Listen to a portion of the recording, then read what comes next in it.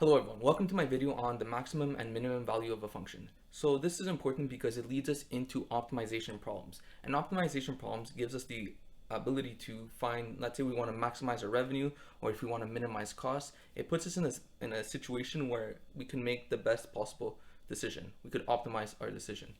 So let's go ahead and take a look at the definitions. So first of all, we have over here definition 1, a function f of x has a local maximum at c. So we're using the term local max or relative max at c if f of c is greater or equal to f of x for all x in the neighborhood of c. So all x is close to the value of c. So if then f of c is greater or equal to f of x.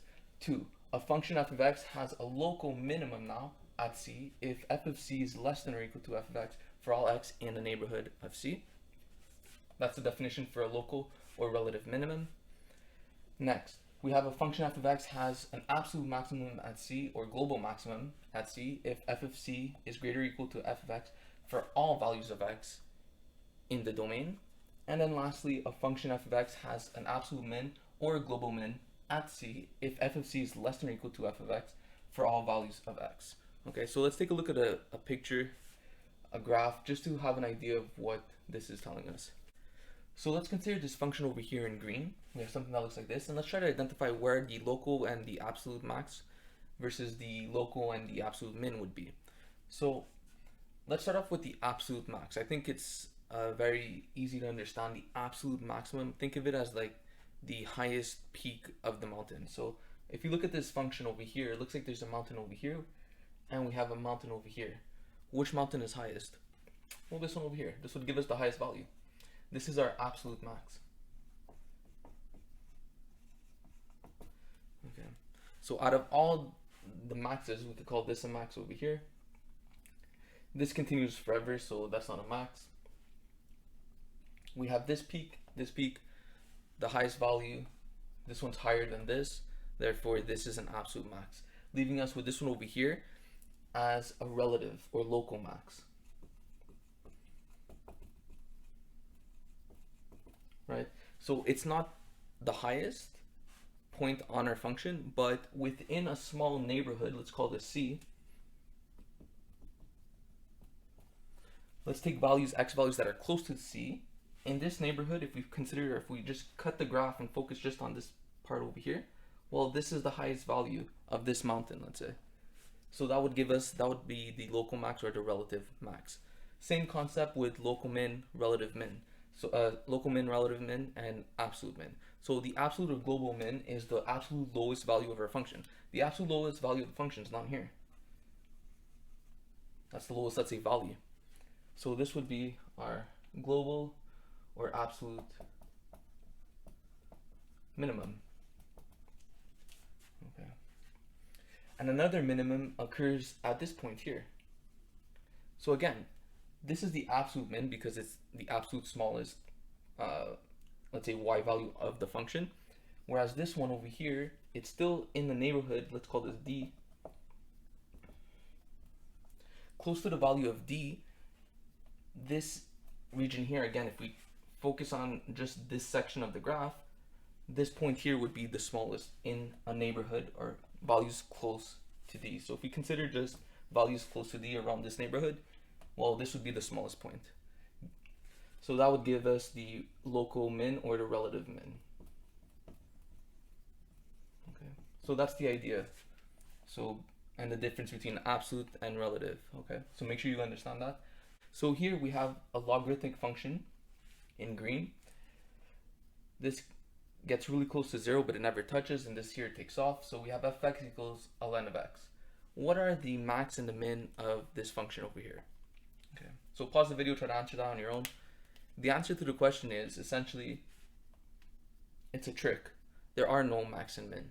Why? Because this value here, the lowest value, doesn't exist, or it goes off to negative infinity. That's not a number, so there's actually no max. No min. Because it takes off to negative infinity, so there's actually no minimum value that it attains. Okay, same for the highest value. This takes off to infinity on the y-axis. So the highest value that you have is positive infinity. There's no actual maximum value that it attains. So at the same time, there's no max.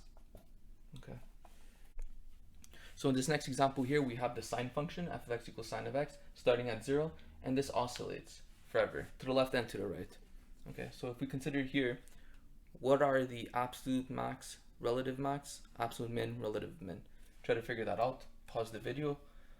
So to answer the question, this is again another little trick that we have to be careful for. If we focus on all these peaks here, the absolute highest value, the absolute max is 1.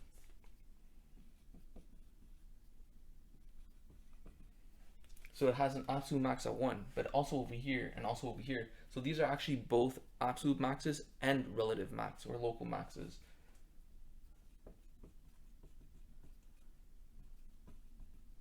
And it happens at this value, it happens at this value over here, and it happens at this value over here, and so on and so forth. So there's infinitely many relative and absolute maxes. And same for min. So the maxes occur at 1, the minimums occur at -1. So this is an absolute min and a local min or relative min. And that occurs here at -1, so on and so forth forever. So there's infinitely many local max and absolute max. Local min and absolute min, as well as local max and absolute max. Okay. So this leads us to our first very important theorem. The theorem is called the extreme value theorem, or abbreviated EVT.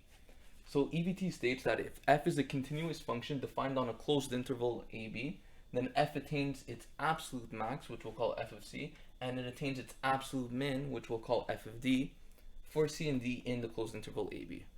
So the proof's a bit convoluted, it's difficult, I'm going to skip it for now, but let's look at the idea.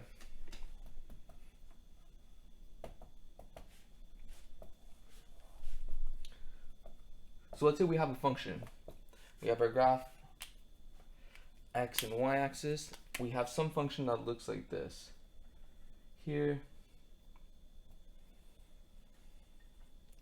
something like this. So first of all, this is the starting point A. This is the endpoint B. And the function that I drew, this green function here, is continuous, right? I drew it without lifting up my pencil. So we have a continuous function defined on a closed interval AB. So it includes the endpoints. What this is telling us is that if we have these two conditions, continuity, closed interval, then I will always hit an absolute lowest value and I will always hit an absolute highest value. So in this drawing over here, the absolute min, let's start off with the min, which I called D, would be here. This is the absolute lowest value. This is our D, and it occurs at f of d. Okay. And we have our absolute max at this point over here, which we'll call c. So the y value is f of c. So whenever you have a closed interval, then the absolute min and the absolute max will be attained. Okay, so let's call this min. This point here is the max. Okay, so that's what EVT tells us.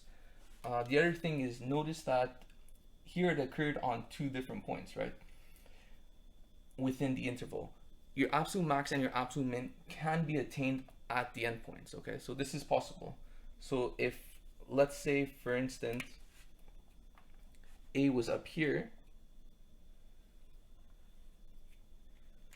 well, now the max wouldn't be here, the max would turn out to be this value here, which happens to be on the A.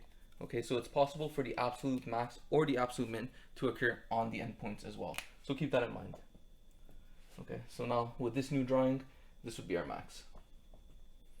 Okay.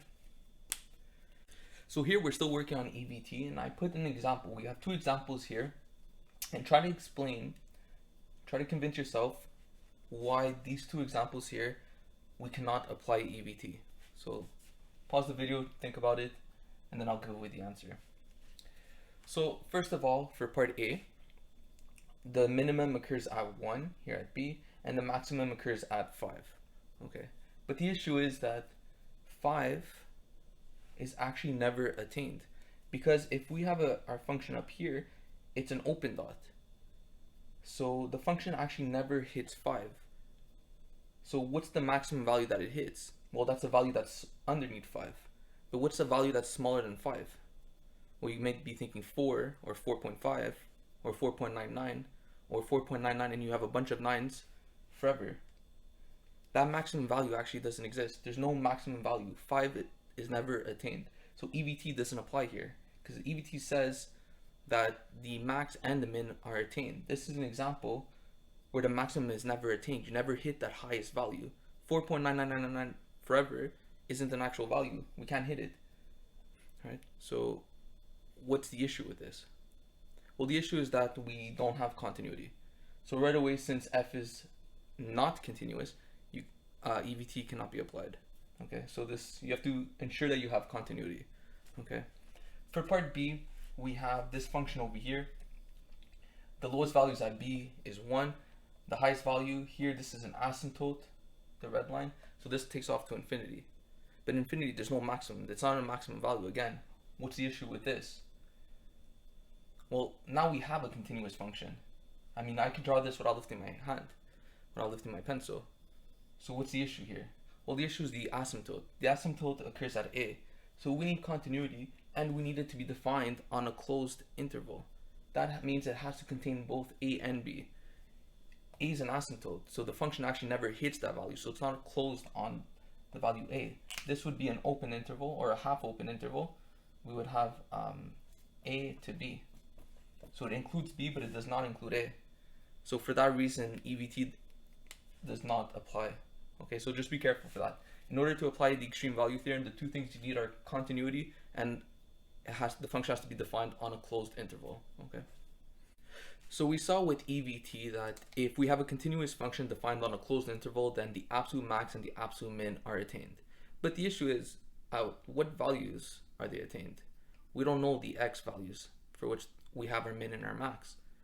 That's why we have to introduce Fermat's theorem. So Fermat states that if f has a local max and a local min, and f prime of c exists, then its derivative, f prime of c, is equal to 0. Okay, so the proof is pretty simple. It's not that difficult. I'm going to skip it, and we're going to just look at the idea. So the idea is, if we have some function, we have our graph, y-axis, x-axis, and we have some function f of x. It doesn't have to be on a closed interval, so something like this. And it's saying that it has a local max or a local min, or both. So in this case here, our local max is here. Our local min is here.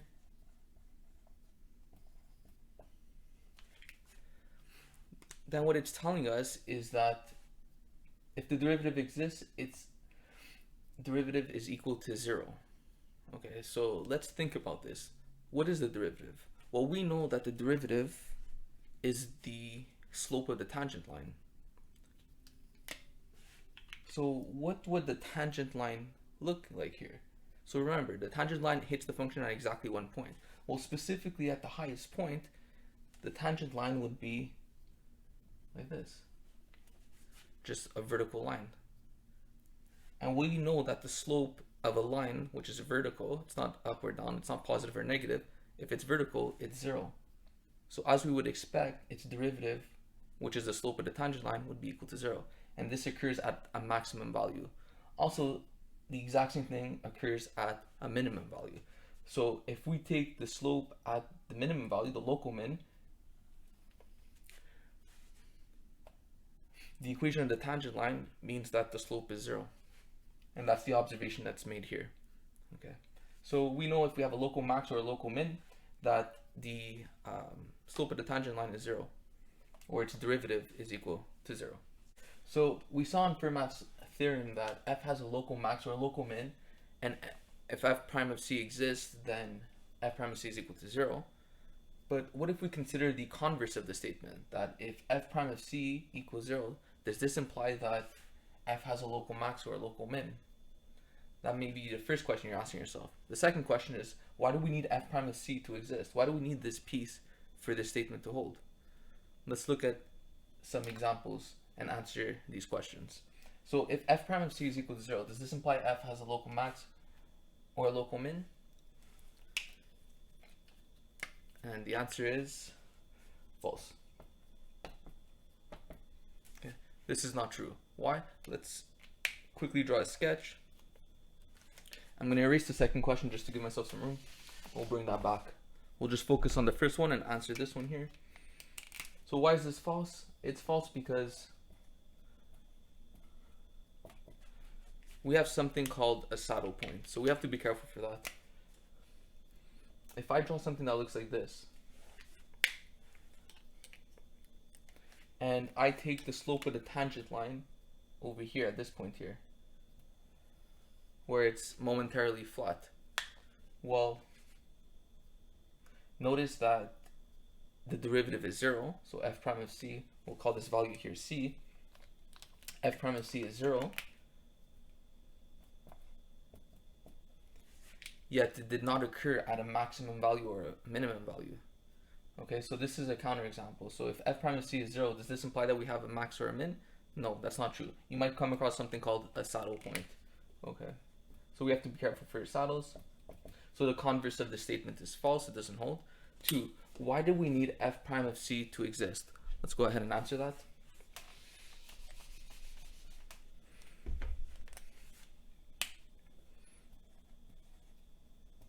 F prime of c exists.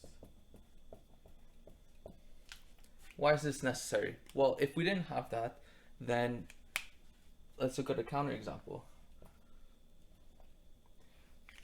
The main one that we have, where f prime of c doesn't exist, what function do we know that we can't take the derivative of? Well, one that keeps coming up is the absolute value function, the v. So if we consider the absolute value function, f of x equals absolute value of x, we know we can't take the derivative of this. But notice that the derivative here at 0 does not exist. Yet we still have a local max or a local min. So we have a local min,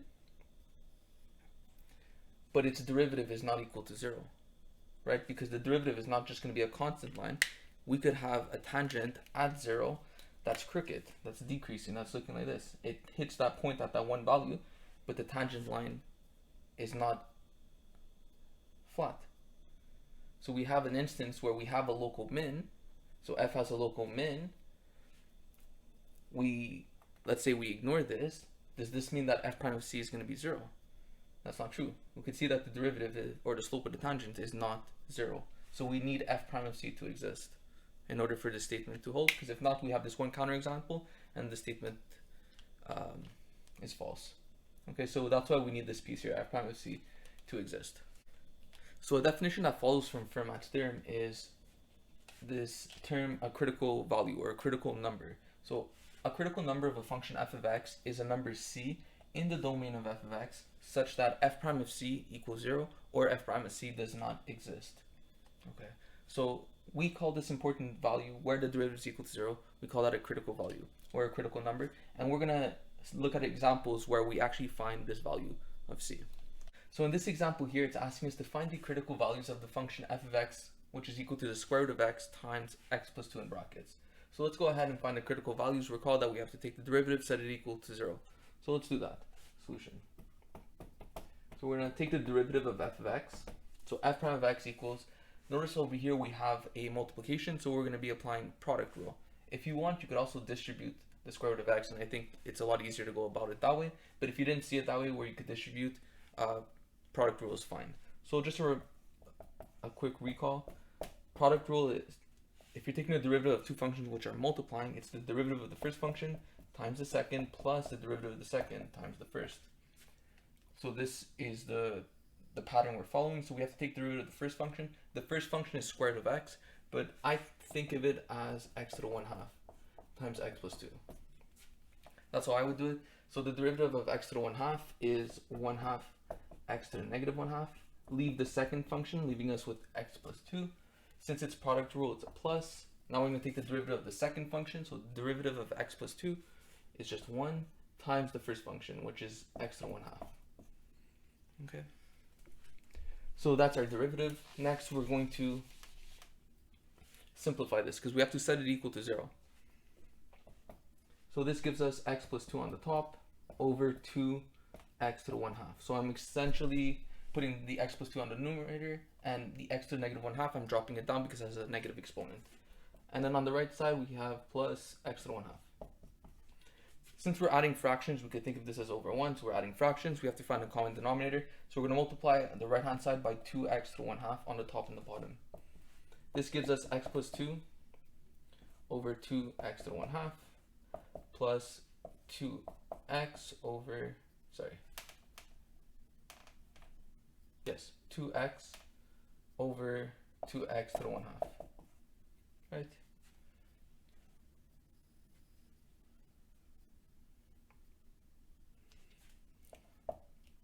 So this gives us x plus 2 plus 2x over 2x to the 1/2. Yeah, this is correct. Giving us 3x plus 2 over 2x to the 1/2. Okay, so we know that the critical values occur when the derivative is equal to 0. So the value we're looking for is when this is equal to 0. So when is this equal to 0? Well, it's equal to 0. What you could do is essentially multiply 2x to the 1/2 on both sides, leaving us with 3, I'm going to call it c plus 2 equals 0. So I'm focusing on the numerator. So if we focus on the numerator, I'm just going to replace my x with c because we're looking for a critical value, which we usually call c. So I'm going to look at the numerator, 3x plus 2, and set that equal to 0, and solve for c.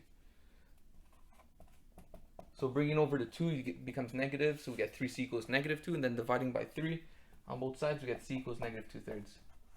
So we have a critical value at negative 2/3. So recall that the critical values occur when f prime of c equals to 0 or when f prime of c does not exist. So we dealt with the case where f prime of c is equal to 0. So we look at the numerator, we set it equal to 0. But now let's look at when it does not exist. And we know it does not exist when the denominator is equal to 0, right? Because in math we can't divide by 0. So the case where it does not exist, we're going to set the denominator equal to 0, giving us 2. But instead of x, I'm just going to write c. So 2c to the 1/2 equals 0.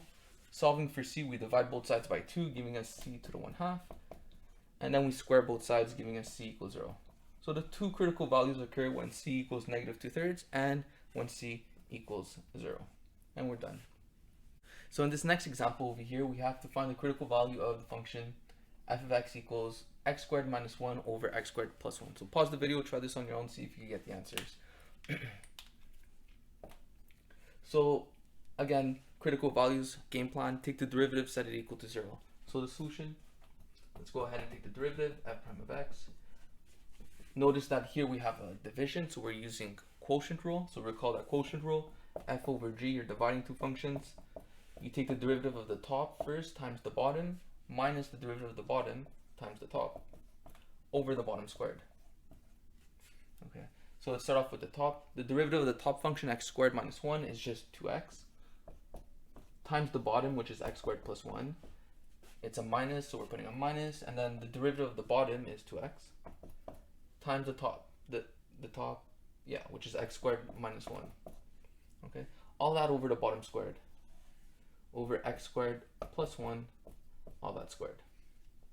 Okay, let's erase this. So let's go ahead and simplify, because now we want to set the derivative equal to 0. So simplifying this, we could factor out a 2x on top, leaving us with x squared plus 1 minus x squared minus 1, all that over x squared plus 1 squared. Simplifying further, in the brackets we could distribute the negative, but remember it's a negative 1, so you're essentially multiplying by negative 1, giving us x squared minus x squared, so those guys cancel.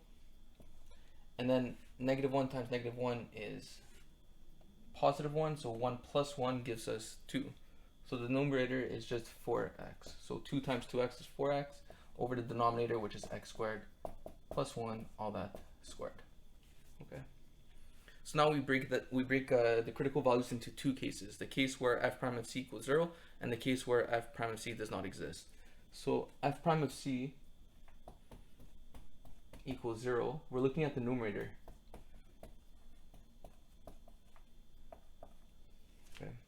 So this case, we're looking at the numerator, so we're looking when 4x equals 0. I'm just going to use the parameter c instead of x, and we're going to divide both sides by 4, giving us c equals 0. So one of the critical values is at c equals 0. Next, what we're going to do is set the denominator equal to 0. So the case where f prime of c does not exist, essentially the denominator, right? Because again, dividing by 0, we can't do that in math, so that would be a case where the derivative doesn't exist. So x squared plus 1 all that squared equals 0. We're going to square root both sides, giving us x squared plus 1 equals 0. We square root both sides. And now we're going to bring the 1 over, giving us negative 1. And now we're going to square root both sides again. But notice that we have the square root of a negative. We cannot take the square root of a negative value. So there are no cases where the derivative doesn't exist. So the only critical value is at c equals 0. Okay, and we're done. Okay, so I hope this helped, and I'll see you in the next video. Keep practicing.